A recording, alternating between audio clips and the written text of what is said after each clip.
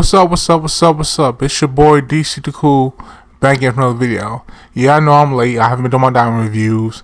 Listen, it's holiday season. I have people coming from out of town. You know, I have people coming out from town next week coming up. You know, it's Christmas, everything like that, you know. So, I finally managed to get my episodes in. And we're going to go do one big blowout. We're going to do episode 9, 10, and 11. All in one review. So, we're going to go get into it. So, episode 9. Goku is sleeping. Pansy puts this spiky, not spiky, but this hat on his hair, so his hair won't be spiky, so that way people won't start, recognizing him, right? So they go to some inn, and some guys are watching him, pay attention to him. Goku not thinking about it. He takes his hat off, and they pick up that's the king. You know, he has the kid they're looking for. You know, he has a Dragonball. They putting two and two together. It's big money. Spring Kai is asking Pansy about because Glorio seems to have endless money. Is King Caden sponsoring him? And she says, no, my dad's a cheapskate. He wouldn't pay him until after the job. So Goku needs to take a bath. Pansy just got out the bath. She pretty much tells him, you gotta go take a bath. You sweaty, you this, you that. He doesn't have any extra clothes. Goku runs around with that one gi, whatever the case may be, or a gi, because it's changed, but one gi. So she let him use some of his. After he takes his bath, right?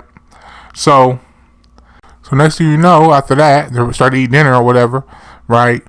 A wolf man starts attacking people, start beating people in the end, causes commotion. They go look and see what's going on, right? And it's the wolf man guy we've seen in the trailers, with those eyes like Super Saiyan 4, those gold and black or whatever eyes, with the eyeliner or whatever, the Super Saiyan 4 design look, that guy.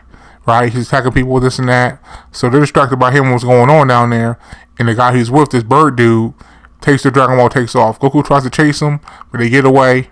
But Pansy actually put a tracker on the Dragon Ball. So Goku finds them, asks them nicely to give it back. Of course, he don't want to do it, try to take off. And he's coming after them, and they're paying, passing it around, playing, keep away, and everything like that. But eventually he gets the Dragon Ball back, and they try to run for it. And then Glorio shows up out of nowhere. He hits him with like this lightning whip or whatever that he created. And springs him around, sends him flying. Team Rocket-esque with the star and the shine. You know how they do it. So, we go to the next scene or whatever the case may be. Goku says he'll keep watch because he got plenty of sleep on the plane. And he needs to keep, get their sleep in case anything happens again, someone will be ready. So Goku's doing fine for a while, and he starts to get sleepy. You see him trying to keep awake and everything like that. So when he wake up the next morning, Goku's dead to rights. He's out cold. You know what I'm saying? So he's pretty much done, right? So we cut back to Vegeta's crew. Vegeta, they got their plane stolen. Hybris and them say, "Oh no, they got us. They got their plane stolen." And basically, he said, based upon what you did last night. So he was at a bar last night or the club last night, wherever it case be, and Vegeta got into with some guys, and he beat the brakes off of them. So he stole their plane. Plane stealing just seems to keep happening. So Hybris suggests, let's play the zombie game. And they ask, what's that? Well, kill as many zombies as you can, or if you get bitten, you turn into one, you're disqualified. And they're like, no, we're not going to do that. So, and he has this like moving eye thing on his belt that he found in the mountains, which is strange, but he's a strange character, right? So we go back to Goku Gang again. They meet up with Vegeta and them, and they basically say there's not enough room on our plane because they want him to move with the luggage or whatever. It's like, no, we can't get rid of our rations, we can't get rid of our tent, we need that stuff. So they basically tell him, we're gonna go ahead try to get the second Dragon Ball. Pansy will call her father to get another plane for you. So they leave, and the goons who Vegeta beat up, pretty much, show up or whatever it can be, and say, we're gonna pay for what you did, this and that. So then, they beat him up. Vegeta beats up everybody except for two guys. Piccolo gets involved, takes out the biggest guy, one shot, of course. And Vegeta, while he got struck with Piccolo, comes up from behind the guy and takes him out in one hit, right? So that's more or less what everything happened in the episode. And we fast forward to the next scene, or cut to the next scene, I should say. The witch and Arinzu, she puts in a Majin seed. Excuse me, not Majin seed, a Cyberman seed. She burns a Cyberman seed and some of the Majin Buu essence. She's been cooking this up for a while, and finally, Majin Ku, which is what his name is born. And she tells him, "We need you to fight the first Tamagami, Tamagami number 1." And he says, "Understood." That's where the episode ends. That's all that pretty much happened in that particular episode. The episode was pretty good. It was funny. It was cool. Lighthearted. So yeah, that's pretty much how the episode wrapped up. So we're gonna go straight to episode 10 here. Episode 10, right? So Majin Ku, he challenges the Tamagami. Okay, he's fighting them off. He shoots like this spear energy thing, goes up in the air. It comes back down and like tracks the guy. You know what I'm saying? But he slices through it. Tamagami 1 slices through with his blades, his sword, which he has a pretty sweet sword too. It's like a jagged sword, whatever the case may be. We come back to Goku, right? And they're warping again. They go to the second demon realm. So, Hyper says on Bulma, I was like, "Oh, you can be my girlfriend or my wife or whatever the hell he said." And Vegeta's like, "Oh, no, that's already my wife." He's getting mad and everything like that. That's already my wife, and he's like, "I don't mind."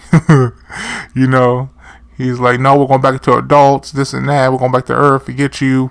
And he's like, "Yo, you must like big boobs, whatever." And he's getting embarrassed and flustered by this time. And Piccolo's like, "Well, I guess he was right." Right. So we come back again to Majin Ku. He's shooting Ki Blast at the Kamigami, who has the energy shield up, who's blocking all of them, right? Majin Ku does like this tornado thing, like a Python out here, right? And he sidesteps it, grabs him, and he tosses him, tosses the dude, tosses Majin Ku. Kamigami 1 tosses Majin Ku, right? So he nails some punches in, then he hits him with a mouth blast. Arinzu thinks, okay, he got him, he did it, right?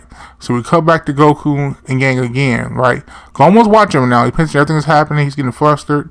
He's getting upset, So the Krakens, Gloria was talking about, the Krakens are in this demon realm territory, whatever, big sea monsters, right? And they run into one. They almost, end up getting eaten up after they just escaped narrowly from the Demon Lord's army of getting shot down, so they, from one mess to another, right? So the Kraken is pretty much destroying their plane. It's getting crushed.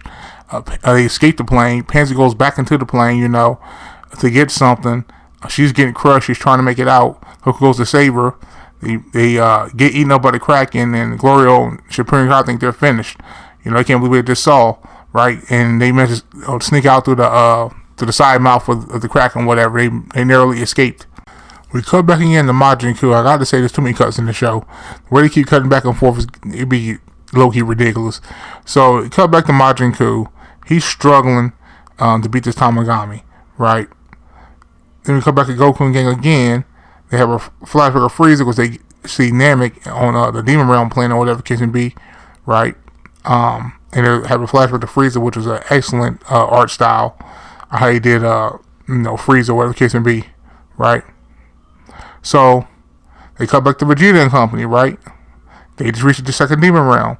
And then you see Goku come on their ship or whatever, trying to warn them, trying to show he's doing all these motions and stuff like that, trying to explain to them what's going on, So he gets to the ship, he warns about the Kraken, and then Vegeta, of course, he says something slick, like, "You scared of a little monster or whatever?" Then it pops up on them, and they all freak out, whatever case may be. He's like, I try to tell you, you know what I'm saying? So, that was pretty funny. So we go back to Majin Ku again. He admits defeat, right? He goes back to Rinzu. Of course, he tells him, "I'm disappointed in you." He's like, "Yo, I can still be useful. I can go shopping for you. I can do this. I can do that." Right? So, Nahar, or Supreme Kai, gives the backstory of the demon, what happened, basically.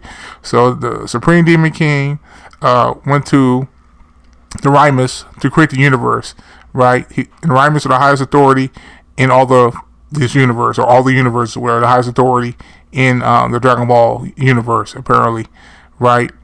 A select few of them, of the Gleans, Supreme Kai's kind, was sent to be ordered to be Supreme Kai's to monitor the universes, right? Many Majins escaped after they did not like aboard Glorio's, Demon King Piccolo's father, how his evil rule was, so it allowed them to escape to different universes, right? So, in the tree that actually birthed them, the Gleams, they all died or whatever. So eventually, Supreme Kai's race will die off. Unfortunately, they are on borrowed time, pretty much. So that's more or less what happened in episode 10. I thought this episode was pretty good. It's none of the episodes are bad. Some are just better than others. You got a lot of exposition in this one as far as explanation of the history of the world and how things came to be and why Supreme Kai is there, things like that, why he escaped the demon world. So that's kind of cool. So we got more exposition and explanation of what's going on, why they're here, and how the universe all came to be, and things of that nature. So that's pretty cool. So we got a lot of good explanation, backstory, and lore with episode 10. So we're going to go right here in episode 11 review. So here's what we're approaching. As we saw from the last episode, towards the end, it was the old Namekian is Never, right? The Ledger and Namekian, right? So he's approaching. They come out to meet him, right? And then he's on that senile thing or whatever case may be. And just like he's a senile, he's a nut. We need to get out of here, but waste our time. And Piccolo sees right through it. He says, "Listen, I see through the act. You're playing dumb. Cut it out. What do you want, right?" And he's like, "Oh, that's rare. You call me immediately. You can see through it, right?" He's like, "You're also a warrior type to make in, which is also rare, right?" He said, "You remind me of Katats, right?" And he's like, "Katats is my father." Now, a lot of people were confused by this line. Katats is the father of Kami. If you go back to Z, Guru spoke on the child of Katats from the Dragon Clan, right? When Krillin was talking to him about the Earth Dragon Balls, the Kami, the Guardian Earth, this and that, right? He said it must be the child of Katats. So that's Kami's father. Since Kami and Piccolo were originally one being, Kami and Piccolo were actually the same person, and he split off his evil out of himself, split it in half, which is where Piccolo came from, right? Since they're one being, and since they are fused now, since the Cell Saga, and they're all in one, he is his father. A lot of people are confused by that, which I guess it's been a long time since you've seen Z. A lot of people have seen Z since they were kids, so I can understand why you might be confused by that. But yes, it was Kami's father, the original Namekian, not the original Namekian, like first one ever, but it was Kami's father. It says Kami and Piccolo are the same person, right? It's Piccolo's father. So that clears that up, right? In case you were confused. Okay? So, and he said he knew the whole time it was going to play out. He played along and everything like that. And, it's all charade. He knew what was happening, right? And Pansy told him, like, since you created Tamagami, you could use their power to overthrow, the Demon King and become a Demon Lord yourself, the Demon King yourself, right? And he says, Namekians aren't supposed to use their power for conflict, right? And everybody gives Piccolo a hard stare, right? They're looking at him like he's crazy. And they doing that because, again, this is a reference and a throwback. If you watch the original Dragon Ball, which is goated, and don't get enough respect, or read the original manga, which also don't get enough respect, Piccolo was Demon King Piccolo. His father, Demon King Piccolo, he's taking Piccolo Jr., whatever, right? But he took over his father's mantle. He tried to control, rule the earth. He tried to kill Goku. He tried to kill people. He tried to actually take over the planet. So this is a throwback to you cause conflict. You try to take over the planet. You try to rule Earth and all this other stuff, whatever. So I like that. That was pretty funny. Especially, your Dragon Ball history. That was pretty funny. I like that. I enjoyed that, very much so. So the old man never tells him, take me with you, because you won't be able to activate the Dragon Balls and use them unless you can speak Namekian. And Goku asked Piccolo, can you speak Namekian? He's like, I've been on Earth too long. I don't know anymore, whatever the case may be. I lost my native tongue, basically. So they bring the old man with them, right?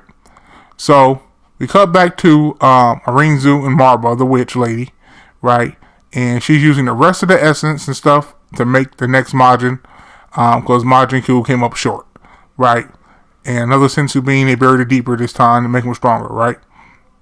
Excuse me, Sensu Bean, Cyberman Bean, right?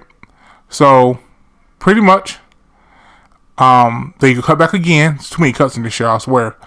And they ask I believe Bulma who's asking, or Pansy, they'll give him 21 questions on why they created Dragon Ball in the first place. He said they were originally meant for the Mechans to be rewarded. It was never supposed to be for bad people. Bad people found out about them. They started using them for their own personal selfish gain and things of that nature, or whatever, which is the reason he created Tamagami, to make it harder for them to get them so they can stop making those bad, selfish, evil wishes, right? So, which is pretty cool. Makes sense, right? So Vegeta tells Goku, hey, listen, I'm fighting the second Tamagami. You fought the first one. And of course, Goku doesn't like that. He's like, fair is fair. You know what I'm saying? This one's mine. You know how I go, right? So, and never shocked that they actually want to fight the Tamagami. It's like, yeah, they love to fight. You know what I'm saying? I believe Spring Hot told me we love to fight. That's just who they are, right? So, let me cut back again. Majin Doo is born. That's his name, Majin Doo. And he's, looks like a gorilla, right? A old gorilla. And he, wants candy, wants chocolate. So Majin Buu asks for money. He runs to the store, runs back, brings the big guy candy, chocolate, whatever the case may be, right? So then he goes to Rinsu, who's just flabbergasted this nonsense is happening, and she got another joke on her hands, right? And asks him what does she want him to do, and she says fight the Tamagami, right? So we cut back again to Goro and everybody, right? And they get to the second Tamagami, right? Then we cut back again. These cuts are ridiculous. To Majin Buu challenging Tamagami. He has this unorthodox style. He's all over the place. He's bouncing off walls and stuff and everything, right? He get a couple shots in. He fires a couple key blasts. You know what I'm saying? They miss. You know what I'm saying? And so the Tamagami shoots his key blast, purple key blast off his hand, and Majin Buu, he tuck his head in, like how some animals can tuck their head in. You know what I'm saying? He does that. We've seen Majin Buu do it before too, but he does that and the blast misses. Then for whatever reason he shoots himself in the face with a blast. It's just these characters they're really out there. I'm not a Majin Buu or Ku fan really. Do or Ku fan. They're just silly, goofy characters. I get this is Dragon Ball-esque. I don't believe these are the main characters. Like, these are probably going to fuse, or there's going to be a third final boss one, the series where that comes along. I don't believe these are going to be the main two guys getting the job done, right? But I don't know. But anyway, so then we come back to Goku and Squad, right? Vegeta challenges the Tamagami, right? And he tells the Tamagami, says you're just a child.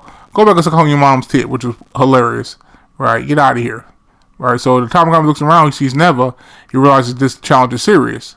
So he accepts it. Vegeta tries to go for a cheap shot as soon as possible. Immediately shoots a key blast. It's deflected by the Tamagami. They start to scrap. They start to go back and forth. Vegeta, vintage, starts going on a key blast barrage, aka spam.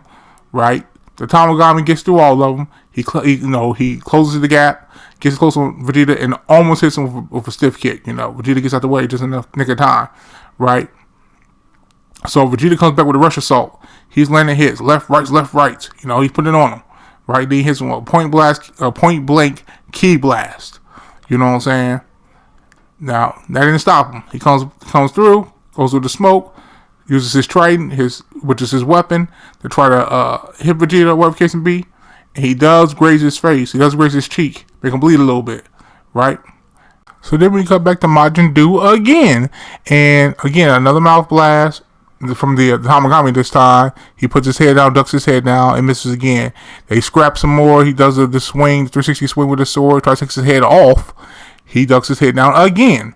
This head ducking is just crazy, right? He manages to get behind him. Majin Buu gets behind the Tamagami number one, and he started lighting his back up with Key Blast, right? So then we cut back to Vegeta again.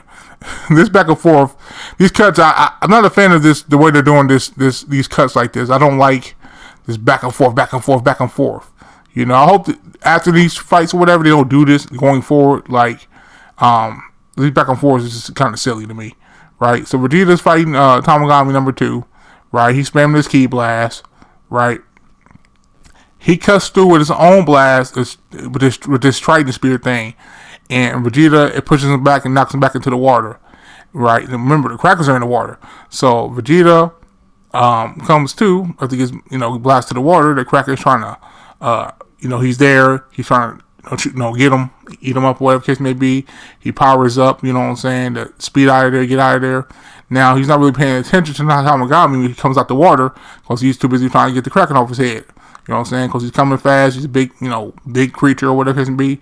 Tamagami's waiting for him. So he smacks him when Vegeta wasn't paying attention backwards. And then then the Kraken comes up and he ends up eating Vegeta. He ends up getting eaten by the Kraken, right? And everybody's, panicking. Oh no, Vegeta. Of course, his wife. Oh, Vegeta.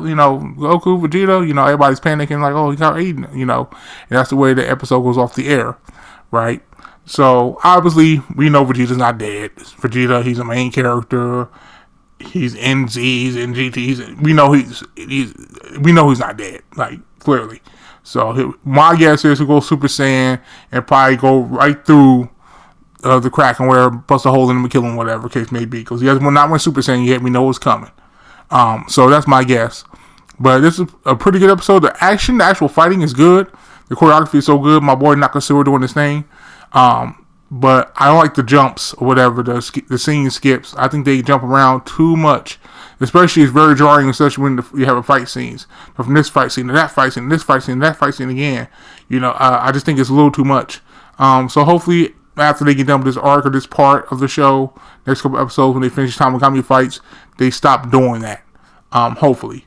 But yeah, so overall though, very good. I liked the episode. This is probably my favorite episode since because the fighting, it was actually good in the back and forth. Since Goku fought Tamagami number 3. Because it is Dragon Ball, we all here for them fights. So, yeah. So, those are my reviews. Sorry, better late than never. I had a long episode here, put them all compiled into one. You know what I'm saying? I should be able to be back on, after Christmas or whatever, I should be able to get back on track here. So, yeah, thanks for watching. I appreciate you guys.